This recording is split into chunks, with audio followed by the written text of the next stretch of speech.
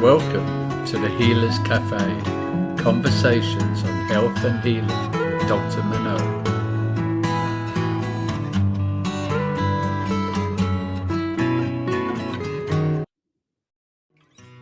So welcome to the Healers Café, and today I have with me Christin Collins, and I'll just tell you a few words about her and then I'll just let her take over. But her background is as a former healthcare executive, and as we're going to find out a little bit more shortly, she is now out of this system, and I guess, well, welcome. And I would just love to know a little bit about, well, what first of all attracted you to that field, and then what changed?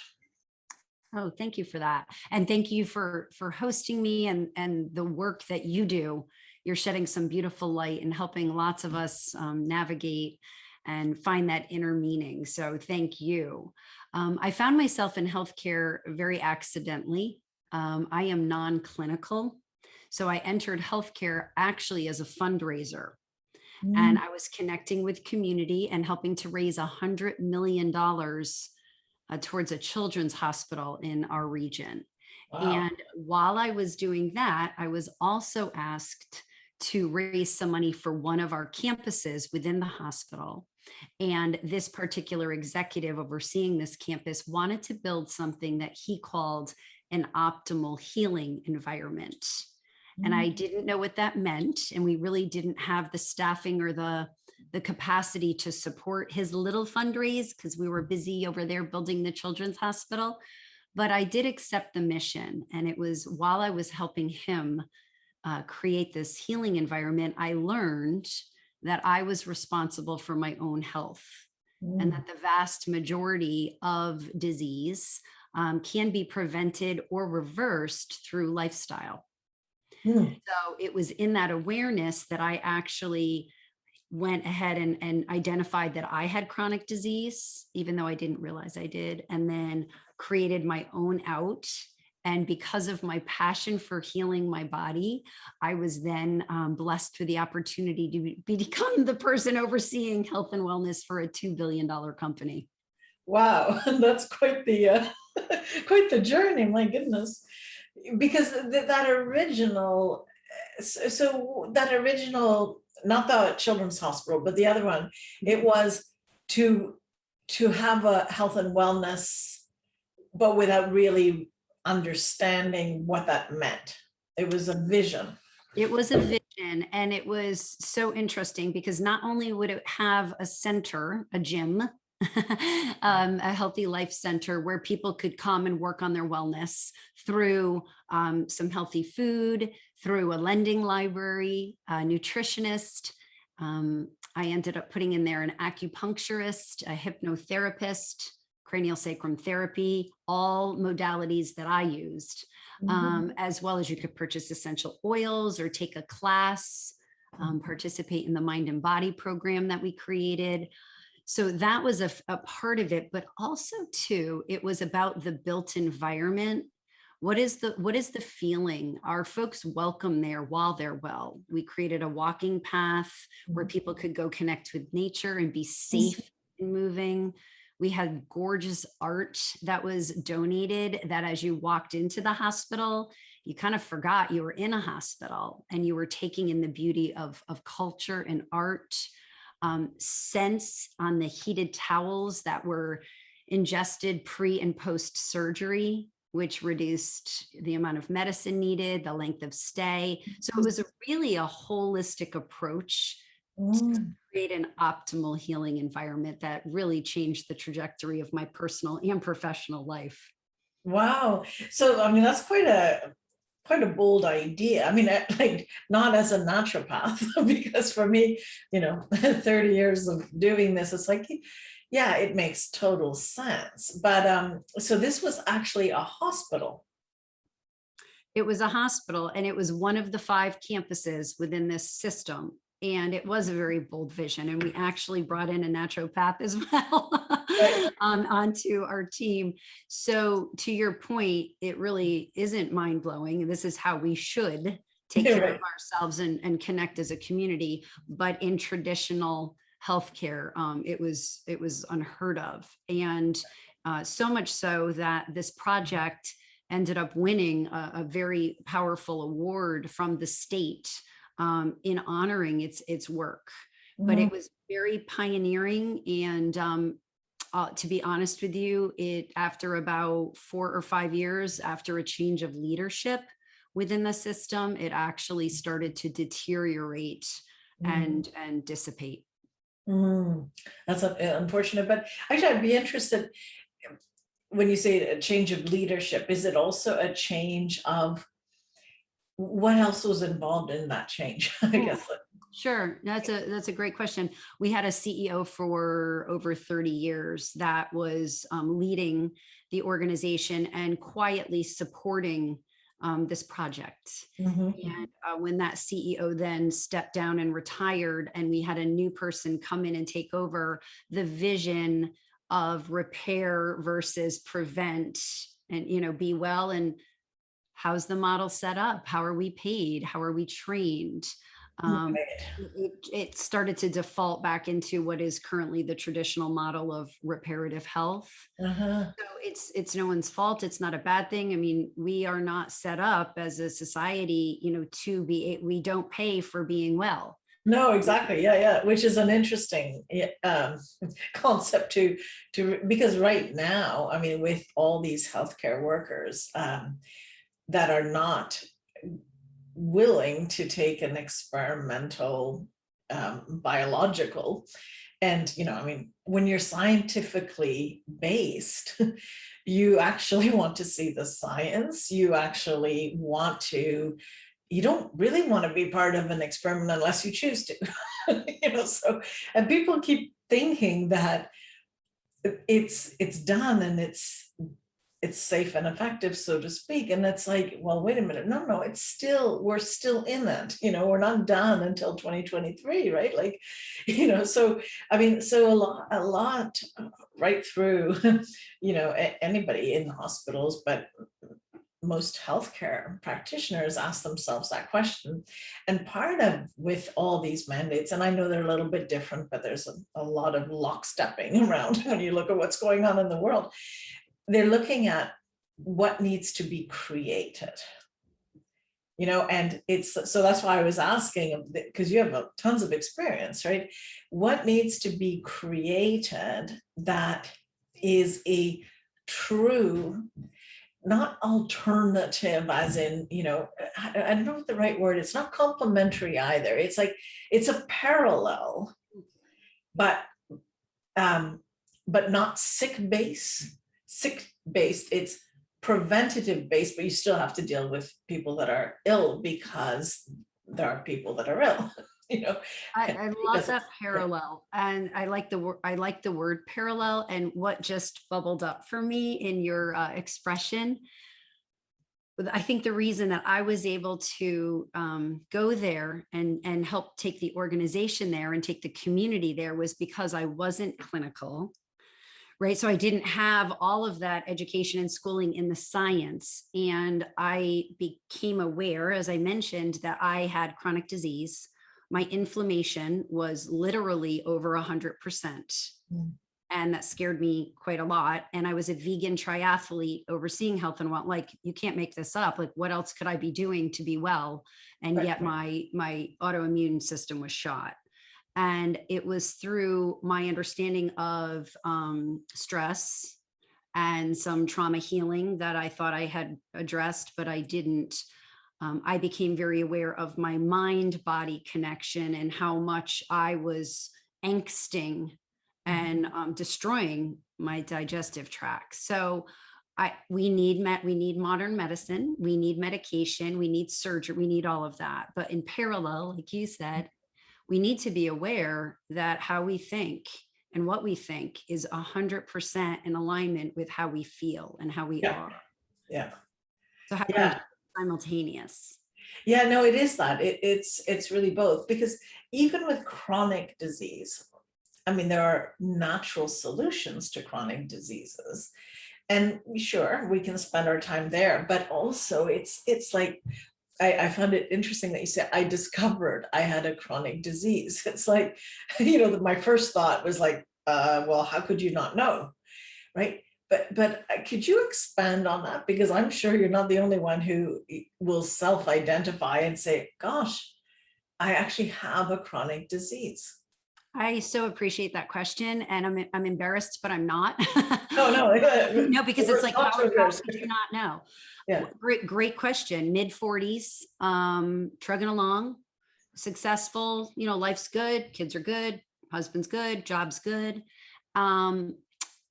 And things over time weren't functioning or operating the same as they had when I was younger. And I just wrote that off as I was aging. That's just how it is now. And just that new normal of how you feel. It's almost like, you put the frog in the pot and then you turn the water, the burner on, and, it's boiling up around. So again, I was not obese. I ate great. I exercised wonderfully. Everything seemed good, but every day, and there were a bunch of things, skin irritations, exhaustion in the afternoon, brain fog. The biggest one, which I just wrote off, was the expansion of my midsection, like just severe bloating every day after 2:00. I thought I was gluten intolerant. I tried that for a while. I thought it was caffeine. I thought it was alcohol. Like I tried it all. Well, in reflection, because my digestive system was just seeping and going crazy, I would get this daily bloat that I just wrote off as normal, or I just couldn't figure out what it was. I had no idea that it was chronic inflammation. So I did a series of a test. I took a test that did, I think it measured 100 markers, and 99 of my markers were within the normal range. I looked great on paper. And then the one marker for inflammation was when my doctor was reading it, and he was like, wow, that's so weird. They didn't test you for inflammation because there was no marker on the graph. Right.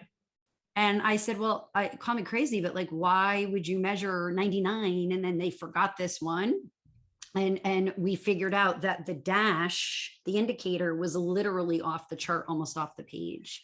So I seriously did not know that I had chronic inflammation and I had an autoimmune issue because my new normal of my symptoms, I just wrote off as, things. So you have discovered why now, right? I'm assuming.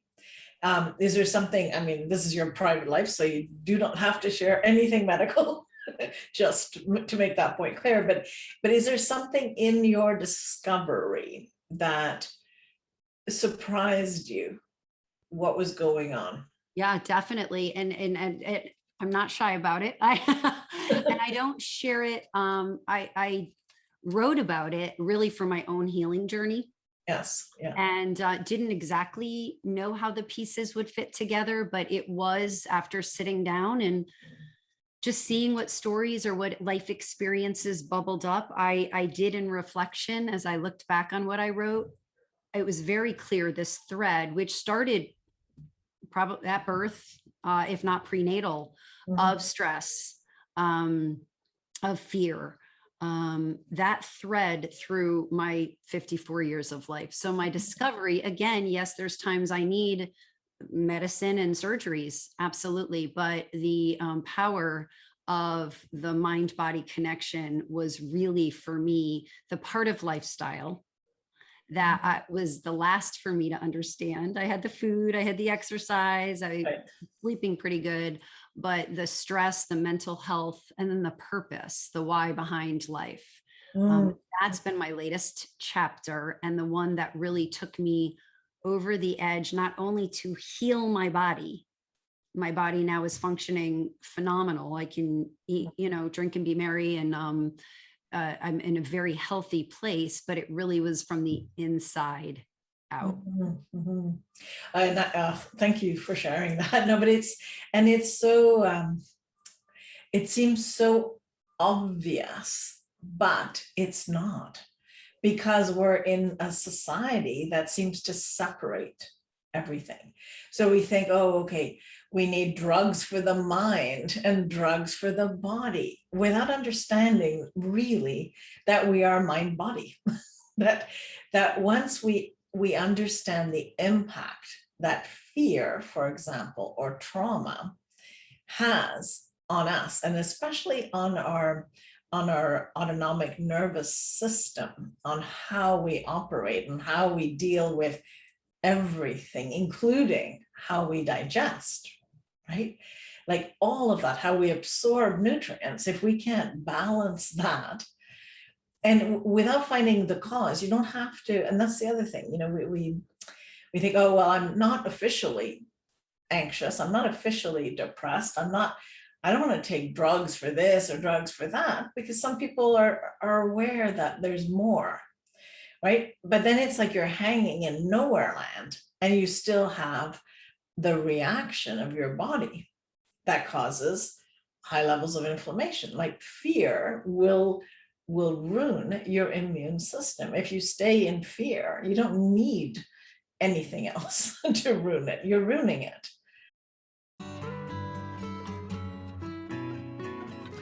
Hi, I'm Dr. Manon Bolliger, and I wanted to take a moment to thank you for watching these podcasts.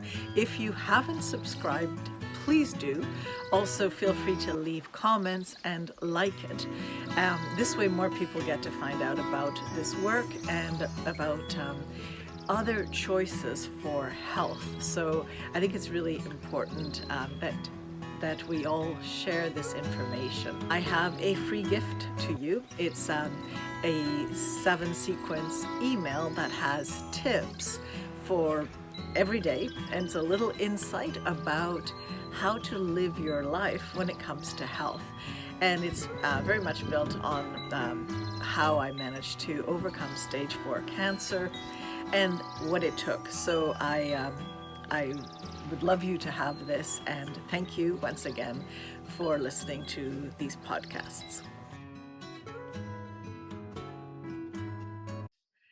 I love your reflection of it. You started by saying it seems obvious, and I was giggling because I'm like, maybe from your lens, having been a healer practitioner for decades and decades, it does seem obvious. To me, it was so not obvious, and to no clinician who I was exposed to was this ever obvious. Yeah. So I love this for your audience and your community that you hold space for, because whether you really know this, I want you to know that a lot of us didn't or don't. Yes. Or if you are, that if you're new to this information, be patient, that it's not maybe in the forefront of discussion. I searched for a really long time trying to get some semblance of guidance for this. And I literally, working in healthcare, I had to figure all this out on my own. Yeah. That's tragic. It is tragic. Right. So now my whole purpose of being is to just share story so that people not like, I'm like, hey, this is what happened to me. I'm not saying it has to happen to you or is happening to you. I thank the fact that I found out I had, disease, because I don't know how people get to figure this out if they don't have a major life episode that's irreversible. I fortunately had a major life episode that woke me up to find the answer, but a lot of people don't get that opportunity until it's too late. Mm-hmm. Yeah, I think why I resonate is because I had the same thing. But really? Well, not the same exact thing. We'll have her course, right? But I was already a naturopathic physician. I was already in practice. And I ended up with stage 4 cancer. And it's like, so I was eating all the right things. I was, everything looked right. And so when you say that healthcare practitioners and even alternative, or, whatever you want to call it in this society, those that, predominantly would prefer to use natural solutions, let's say, if they don't have a truly holistic vision of the human being, mind, spirit, body, then these things are going to be missed. So when I actually got this, I was embarrassed. That was my feeling. It was like, well, I think I'm not going to tell anyone, so that I'm just going to continue my work, and I'll figure it out. And I had lots of ways to figure it out. So thank God, I had but I really had to, it prompted me to do my own deep inner work. And it's actually a program I currently teach, and I teach all my practitioners. It's about really how to listen to your body, because we're not trained in that. And I find that anyway, I didn't expect to share my story on my interview with you, but it's so similar. I appreciate you sharing that. And I too, I ended up with cancer at 21. And I know that I manifested that from, again, the trauma and all the angst, right? And then later, probably 7-10 years ago, I went ahead and did the genetic testing, because my brother ended up with 2 daughters. I don't have biological children, but my brother ended up with 2 daughters. So I wanted to understand, was my cancer genetic, just in case they were predisposed, of which, of course, mine was environmental. It was not genetic. And, the cancer piece, I woke up from an operating table when I was 21, and I said, how did I get cancer? What did I do wrong? And, how we get the cancer, we still to this day aren't, necessarily understanding how we get cancer. There are some things that are A to B, but there's a lot of things that are not explained.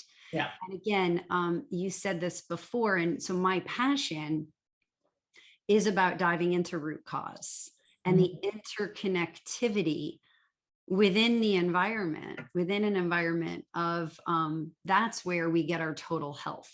That's where we get our total experience. And as you mentioned, we are currently in a phase where everything is dissected and isolated and taken into its, this one element. And it's like, well, wait a minute. That one element put in the middle of that trauma or that, community is going to show up very differently than if it's over there in sunshine and rainbows and unicorns, right? So I love what you're saying and what you're leading to listen to the body, because the body is going to tell you, but we're so distracted, right? That we're not listening. Yeah, I think that's true. And I notice in what you're, also offering, it's a big part of it is also self-care, self-love, and, reconnecting to that, because we're so outside based. And that's the thing, even now that there's this, pandemic or whatever, it's like the solutions are like, oh, there's, and okay, and it could be much more complicated. Like they likely, I would think, already knew how they were going to treat this. But let's just say that they truly believe that this is the answer. The fact that people are not questioning it more, that there could be other things, that what about our immune system? What about the things that are innate in us? What makes this so different from, our ability to actually look after ourselves, right? So instead of looking after ourselves, or any focus from any authority on, yes, do all the right things, go out and get some fresh air, get some vitamin. I can't even say those things because that's what got my license suspended. Yeah, so I can't say anything healthy here, but but the fact that the narrative is moving further and further away from our ability or allowing us, or us taking charge of our health that we're actually having a very strong imposed belief system that the solution is outside. I so appreciate you bringing that into this shared space. When I found myself exiting healthcare in the pandemic, there was a package that was offered for financial purposes for a reduction in workforce. And I was blessed to be able to say, to take it. And I had no idea what I was going to go do. I still needed to work, and definitely I'm not ready to retire, but like, what do I go do? And what I have discovered in the past year and a half is a tagline that bubbled up, and I didn't quite understand it when it did, but it says, find it within yourself. And it doesn't say find health within yourself. It doesn't say find love it doesn't say what it is, because the it for each of us is going to be a slight variable, right? And so exactly what you just reflected on, in a world that may be imposing on me, right? I can't control many of the aspects of what's imposed on me. And I'm not going to spend my breath freaking out and worrying about things that are outside of my control. Right. I'm going to educate myself. I'm going to speak up about how I feel, for sure. But I'm also going to release that. Otherwise, it's just negative stress on me that got me in trouble to begin with, right? Yeah. On the flip side, I try to spend the majority of my day from the inside, looking out and making decisions. I'm curious when I'm not in alignment with someone else, instead of me wanting to like rent a billboard and scream at the top of my lungs what a jerk they are. Can't they see they're wrong? That's how I used to behave. Now I'm just like, you know what do I control? What is my health like for me? So that mindset in and of itself has reduced my anxiety levels and my stress levels. So I'm not in fight or flight all the time. Exactly. In the chaos of what we're currently going through. Yeah. No, I think that's such a big point too. And other people have said it too, but it's like, it gives us an opportunity really to look at what we're in control of and what we're not. And that doesn't mean inaction. It doesn't mean suppression. It doesn't mean any of that, but how we're living inside ourselves. And I think too, some people have more rage or more anger or more anxiety or more whatever, all of these different emotions that float through us, right? But to take more time to notice, and I, like myself, one little practice I do is I don't do well wearing these masks. It always triggers me. And you could say, oh sure, that's past stuff and PTSD and whatever, it doesn't matter, like whatever, it's just my reality. And I just smile. And I smile at people, and I feel that not everyone jumps out of the way. Now I know in Florida they're not wearing masks, I think. Yeah, okay, but here, but here it's pretty like, we have a different version of the virus. So, here everyone is mandated to do this, and not outside like in Australia, where must be a different one as well. But anyway, it just the connection with other humans, but coming from within you with love. And I think this is something so big that I've stopped seeing people jump off the sidewalk just in case. I think that ultimately, if we're coming from a place that is honoring of ourselves, and we are in love, I think it really helps. And that also means if I see somebody terrified, I will go, would you like me to put this on for you? But I make it clear that it's for them. It's not because of arbitrary things that change every 2 weeks. Because honestly, frankly, I can't watch the news. It's just too complicated. It's like, there's no common sense anymore. So I'm just not... I think the news is a great example of, the opposite of from within, right? And, it was interesting because I was still in healthcare, obviously, when the pandemic hit. and this surge of, oh my gosh, what do we do to support our team? Yeah. And it took a lot. I was trying really hard not to be sarcastic and be like, oh, really? Now all of a sudden we're concerned about the well-being of our staff. I mean, I've been trying to say this for so long. That I fortunately was able to be there and be able to try to discuss, offer programming, offer support, offer all kinds of tools and ways that we could love on and support our team. So the pandemic has provided a lot of challenges and devastation and triggers, all kinds, right? It's also provided us this deep, deep pause, opportunity for introspection. Yes. Thinking through our why, whether it's I am very uncomfortable wearing this mask, or, which is funny because I'm on the flip side, I don't love wearing it, but I don't really care. It doesn't bother me. So I'm probably one that wears it. And again, I live in Florida. So I'm one that probably wears it more out of respect for others because I'm okay. Like I'm fine. Right. Yeah.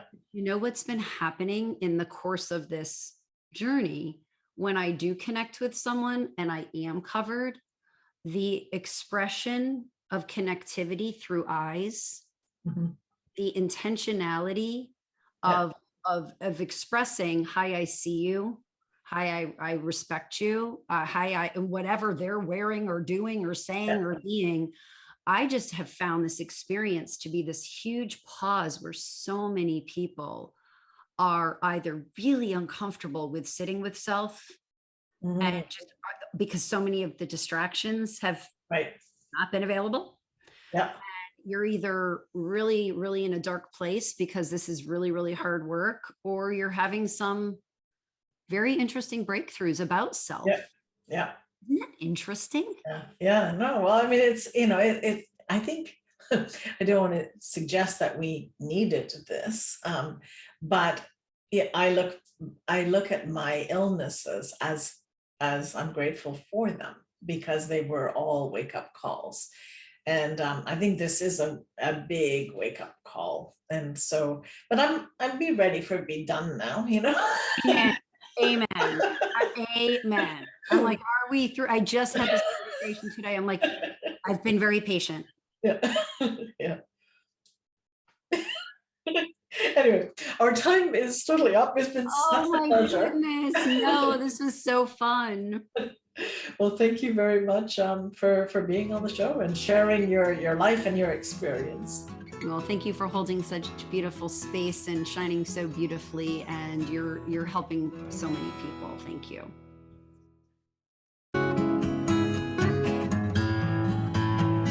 Thank you for joining us at the Healers Café with Dr. Manon. For more information, go to drmanonbolliger.com.